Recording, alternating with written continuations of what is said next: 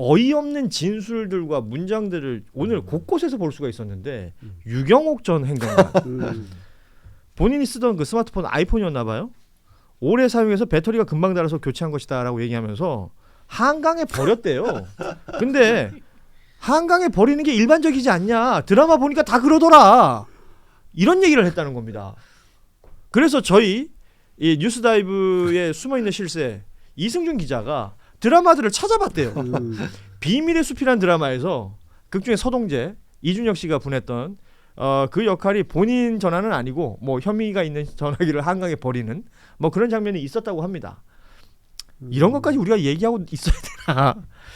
그러니까 전화기 지금 이 시국에 휴대전화를 없앤다는 것은 증거인멸의 한 정황으로 볼 수 있는 것인데 이 얘기를 하면서도 이렇게 뭐 드라마 보니까 그렇더라 일반적인 건 아니냐라고 얘기하는 이 정서는 뭐냐는 거죠. 저는 뭐 윤석열, 김건희도 마찬가지고 김건희 같은 경우는 특히 사실 초기에 시작했던 부분을 보면요. 학력, 경력, 논문 위조 그리고 주변에 이제 주가 조작 이런 그러니까 범죄로 치면 사실은 자범에서 출발을 했던 범죄 집단이었는데 윤석열을 등에 업고 윤석열에 올라타서 어떻게 보면 그 계보로 따지면 정말 지역의 작은 어떤 동네 그런 어떤 힘 좀 쓰던 사람이 갑자기 전국구를 먹어버린 거예요. 하지만 하등 습성 자체는 그 정도 수준에 밖에는 안 되는 거죠. 주위에 모여있던 사람들도 마찬가지 수준이라고 보는 게 합리적이지 않습니까? 예. 아니 이게 아이폰이 낡아서 교체했단 말을 하지 말든지 한강에 버렸단 말을 하지 말든지 두 개를 섞어버리면 이상해지는 거예요.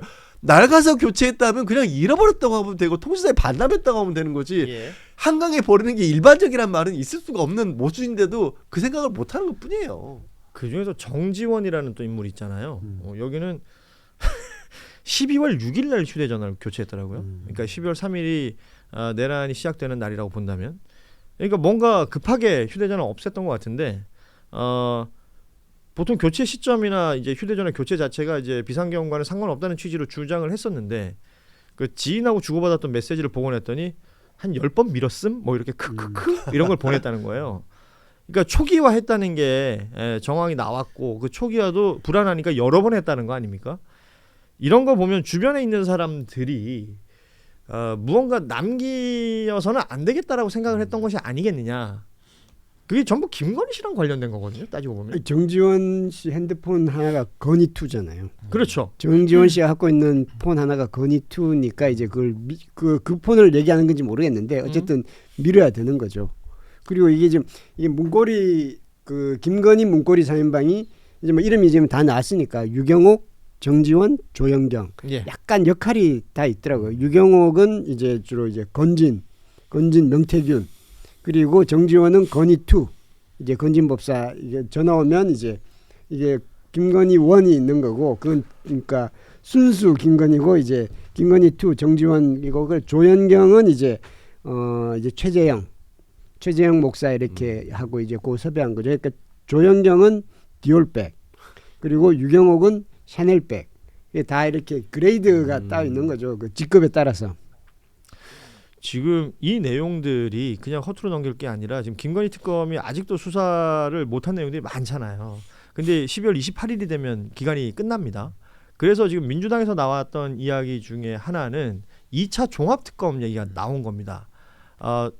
특검이 이제 종합특검이라는 건 지금 뭐 특검이 3개로 나눠져 있지만 이걸 다 합치겠다는 얘기가 될 텐데 2차 종합특검 필요성에 대해서 우리 권태호 실장이나 신은규 변호사는 어떻게 생각하시는지 좀 듣고 싶습니다. 어떻게 근데 보십니까? 저는 만약에 뭐 부득이하면 2차 특검도 할 수는 있는데 특검이라는 것을 지금 하는 것이 자체가 중요한 게 아니라 지금 이 사법부가 이런 상태로는 특검을 뭐 10번 100번 해도 저는 본질로는 못 올라갈 것 같다라는 더 그 우려가 있어서 좀 그 부분을 먼저 선결적으로 좀 해결해야 되지 않나. 그런 의미에서 내란 전담 재판부, 영장 재판부를 지금 얘기하는 부분. 그렇죠. 그러니까 소위를 같이 오늘 가야 되는 또 거고. 통과했고. 예. 그리고 무엇보다도 이 수사라는 게 증거가 남아 있을 때 강제력을 동원해서 증거를 확보하고 그러고 나서 이제 필요한 사람들을 처리해서 이제 진술을 받고 해서 이제 위로 올라가는 건데 이게 시간이 지나면 지날수록 증거는 더 인멸되거든요.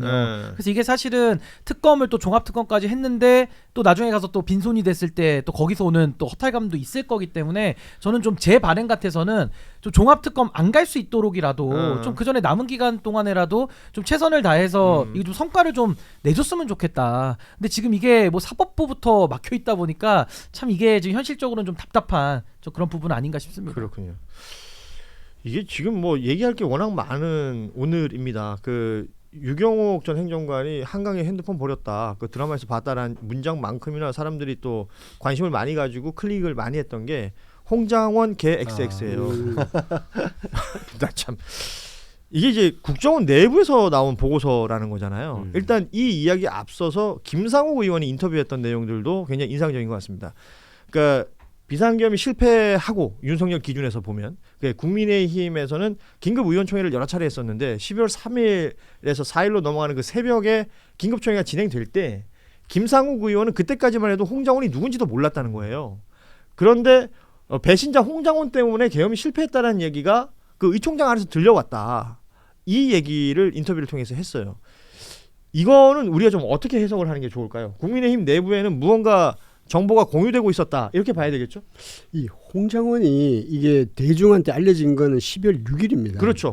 근데 그때 12월 폭로를 한 4일 날 거니까. 물론 이제 예를 들면 정보위라든지 이런 의원들은 뭐 알 수는 있겠지만 정보위 의원이라 하더라도 홍장원이 여기에 개입됐는지 그걸 어떻게 알죠? 그렇죠. 홍장원이 그냥 그런 국정원 1차장이 있다는 것만 알았을 뿐이지. 이거는 국민의힘 의원들 중에서도 이거를 아는 사람이 꽤 있지 않았을까.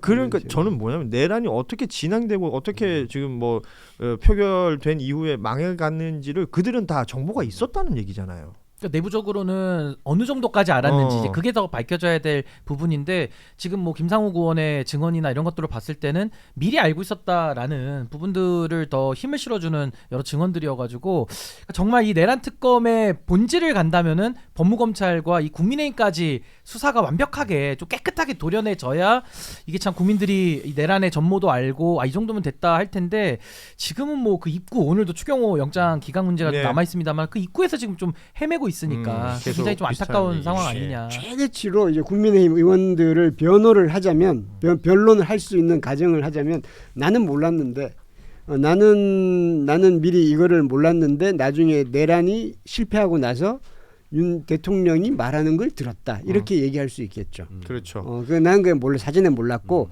나중에 또 홍장원 이 자식 때문에 이게 됐어. 그래서 어쩌고 하면 대통령이 그 말하는 걸 들었다. 그러니까 이게 지금 우리가 이렇게 여러 가지 생각을 해야 되는 거예요 지금. 그렇죠. 그리고 저는 이제 거기서 조금 더 중간 정도라고 봤는데 그날 당장의 계엄에 대해서 몰랐다고 할지라도 아니 군인들이 그렇게까지 알고 있고 김건희가 인지를 하고 있었고 그러면 윤석열과 가까운 술자리를 같이 했던 내각의 뭐 이상민이라 이런 사람들도 뭐 수시로 그 술시에 모여가지고 업무 보고 제대로 안 하고 그냥 술 먹고 이랬던 사람들 정도라면 분위기 정도는 파악을 하고 있었을 것이고 그리고 지금 이 내란 수사와 관련해서 통째로 다 빠진 부분이 뭐냐면 대통령실이에요. 그렇죠. 대통령실에 윤석열 라인이건 김건희 라인이건 그 정말 가깝게 아니 이거 뭐 속업은 하나라도 누가 인쇄해서 나눠준 사람이 있고 타이핑한 사람이 있으니까 윤석열이 지가 하진 않았을 거 아니에요. 그러면 거기는 정보가 새고 있었을 거란 말이야. 알고 있었을 거래요.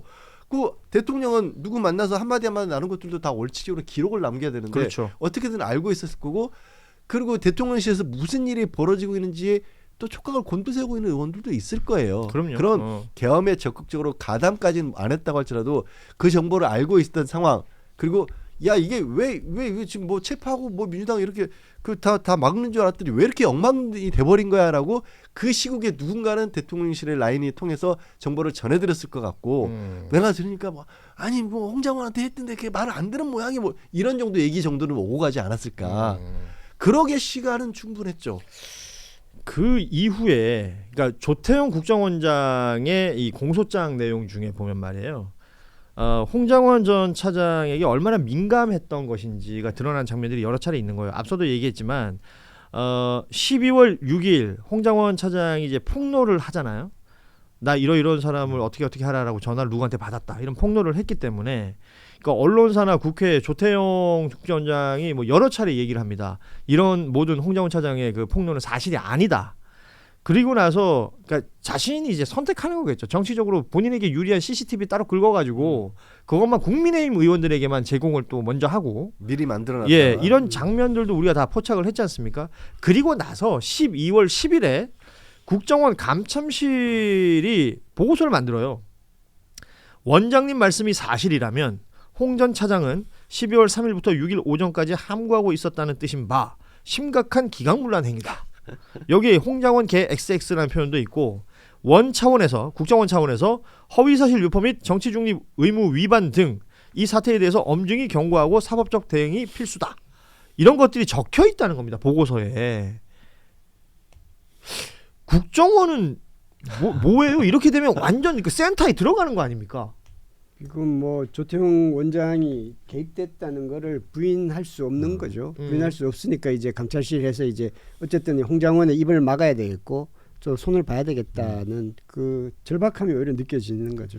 그 지금 최근에 윤건영 의원이 이제 국정원 관련돼서 재미있는 또 얘기를 했잖아요. 예. 차마 대통령이었기 때문에 얘기를 못했던가라고 하면서 국정원 업무 보고를 마친 자리에서 그러니까 대통령 재임 기간 동안 한두 번밖에 없는 자리인데 그 업무 보고를 빨리 끝내고 만취해서 술짓을 워낙에 많이 돌리는 바람에 경호원에게 엎혀 나올 정도였다. 물론 이 부분은 이제 윤석열 측에서 부인을 하고 있습니다만 그 아까도 말씀드렸지만 그 술 취해서 엎혀 나온 사람들이 자기는 멀쩡하게 나왔다 네, 얘기해요. 그렇죠. 그리고 이제 윤석열 스스로 자인했던 게 국군의날 같은 경우 소주 맥주 서가지고 많이 먹었다는 얘기 자기도 했잖아요. 그러니까 윤석열이라는 사람이 할 수 있는 유일한 스킨십은 소맥 먹는 겁니다. 재벌 회장들 데리고도 그거밖에 할 수 없었던 건데 그러면 윤석열 입장으로서는 계엄을 하는 데 있어서 국정원이라는 조직을 빼놓을 수는 없는 거고 조태용이라는 사람은 가뜩이나 신복 중에 신목이었다라면 어느 정도는 국정원의 일부 인사들과도 이런 부분이 공유가 됐다라는 가정을 해볼 수 있을 거 아니에요. 예. 그리고 이게 계엄이 실패로 돌아갔으면 지금 저 시장님께서도 말씀하셨지만 조태용을 또 그들 입장에서는 지켜야 되는 거예요. 조태용이 좋아서가 아니라 한 배를 탔던 자들이라면 그래서 이런 식으로까지 그 참 홍장원 개 일부 언론에서 옮겼잖아요. 예. 뭐 새끼라고 다 밝혀졌으니까 그거는 사감이 들어가지 않고는 안 나오는 겁니다. 그럼요. 그러니까 공식 보고서인데도 이 새끼 때문에 우리까지 죽게 생겼어라는 감정이 실리지 않고는 안 나오는 말이에요. 어디 보고서에다 그런 말을 써요. 그러니까 국정원 뭐 조태용 원장뿐만 아니라 국정원 일부가 여기 깊숙이 개입했다라는 건 여러 정황으로 이제 확인이 되는 거예요. 그렇기 때문에 이런 하나하나 허투루 넘길 것이 아니다. 꼼꼼하게 챙겨야 된다라는 생각도 들고요. 법률특보 김상민 전 검사 그 이우한 화백 그림 김건희 씨한테 줬던 뭐 공천을 원했던 것 같고 그 이후에 경선에서 떨어졌는데도 불구하고 바로 또 국정원으로 자리를 옮겼던 이런 인물들이 뭘 했을까? 그러니까 뭐 다른 건 몰라도 충실한 그 전달 역할을 했지 않겠습니까? 국정원에 늘 정무직이 있으니까요. 그러니까요. 그러면 국정원에 대해서는 더 진지하게 들여다볼 필요가 있겠다라는 생각도 전 듭니다.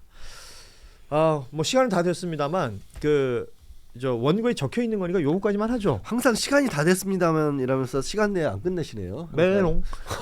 지금 진행자 아니 진짜 시장님 이래도 되는 겁니까 방송에서? 예, 아무리 유튜브라고? 카메라 안 잡혔을 때 했어요. 안 잡혔지. 야, 이게 홍자원 개 XX랑 뭐가 다릅니까 이 수준이? 이럴 수 있는 겁니까? 방송에서 이렇게 심한 말을 할 수 아니 있어요? 본인이 하셨잖아요. 위험한 사람입니다. 예. 오세훈 서울시장 얘기인데 불구속 기소가 됐습니다. 정치자금법 위반 혐의로.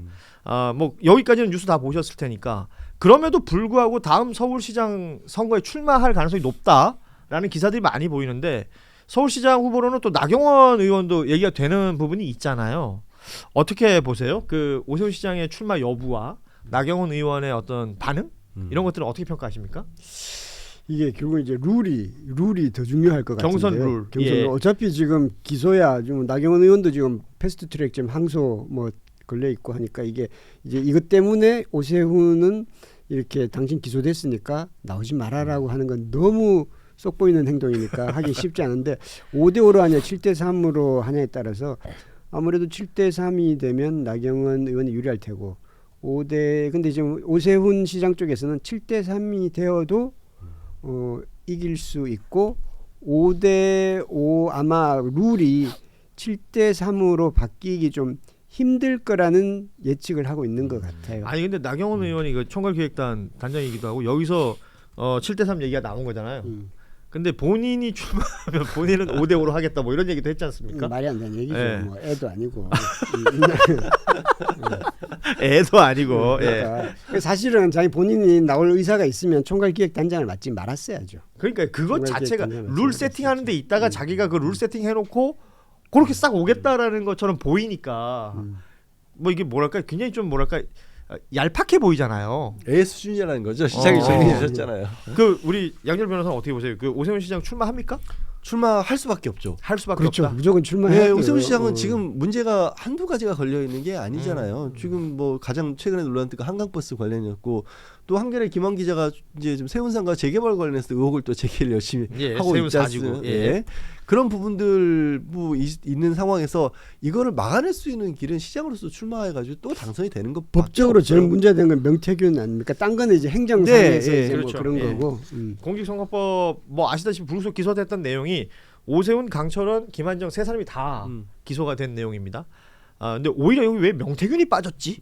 라고 얘기하시는 분들 많습니다. 그러니까 명태균은 용역 업체에서 그냥 일한 사람 정도로 본 것 같고요.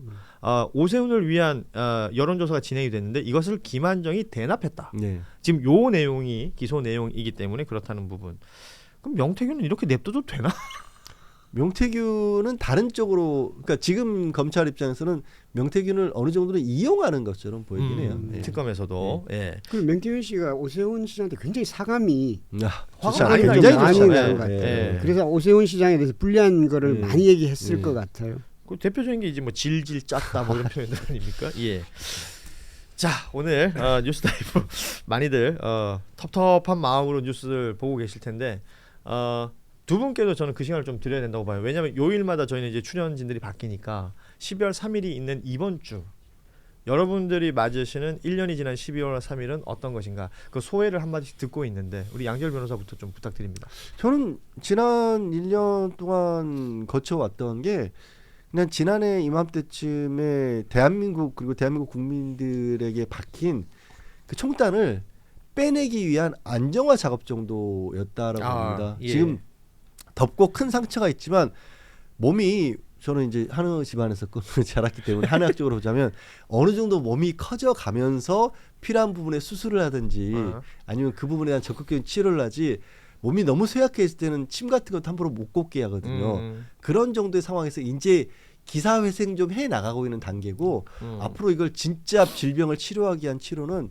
앞으로 길고 긴 치료가 될 것이다. 그래서 뭐 1년이 됐는데 아직도 정리된 게 없다. 이런 소리 저는 생각하고 싶지 않습니다. 오히려 그러면 치료를 위한 적당한 몸이 이제서야 좀 된 것 이제 같다. 그것도 아직 다 된 거지 그것도 다 된 건 아닌데. 그러니까 지금부터라도 긴 호흡이 좀 필요하다고 봅니다. 그러니까 제대로 뭔가 처치를 하려면 네. 지금부터라도 해야 네. 된다. 좋습니다. 우리 권 실장께서는 저도 뭐 비슷한 생각인데요. 그냥 다만 이제 사실 1년이 지났는데도 아직까지 이 정도밖에 안 된 건가라는 그런 아쉬움은 있지만 이제 남은 거를 이제 수술을 해야 되냐 약물 치료로 가능할 것이냐 그 판단을 해야 될 시점이 점점 다가오는 게 아닌가 그런 생각도 들기도 합니다. 그렇군요. 이게 사실은 국민들이 고단해요. 예전에 우리는 나의 일상을 열심히 하고 그런 일들은 그거 일을 해야 될 분들한테 맡겨놓자 뭐 이런 취지의 발언들이 예전에 많았었잖아요. 그런데 이런 내란 사태를 겪으면서 그리고 그 전에 뭐 촛불혁명도 있었고 이번 비체혁명 상황을 겪으면서 광장에서의 시민들의 모습이 얼마나 중요하고 큰 것인가를 많은 분들이 인지하셨던 것 같습니다. 그러니까 지금 당장 추경호 의원에 대한 구속영장 기각되면 또 광장 나가야 되냐 이런 얘기 하시는 분들이 많은 것 같은데요. 그렇죠. 뉴스에서 보여지고 또 이게 정리되고 있는 내용들 이런 내용들만큼이나 그 여론이라는 게 얼마나 중요한가를 느끼고 있는 요즘 같습니다. 그러니까 뉴스 보는 게 좀 고단하고 힘들 수 있지만 지치지 마시고 계속해서 함께 좀 했으면 좋겠다는 생각을 가지면서 오늘 방송은 마무리하도록 하겠습니다. 양지열 변호사, 권태호 실장과 함께 인사드리죠. 저희는 내일 오후 3시 30분에 다시 찾아뵙겠습니다. 고맙습니다. 안녕히 계십시오. 고맙습니다.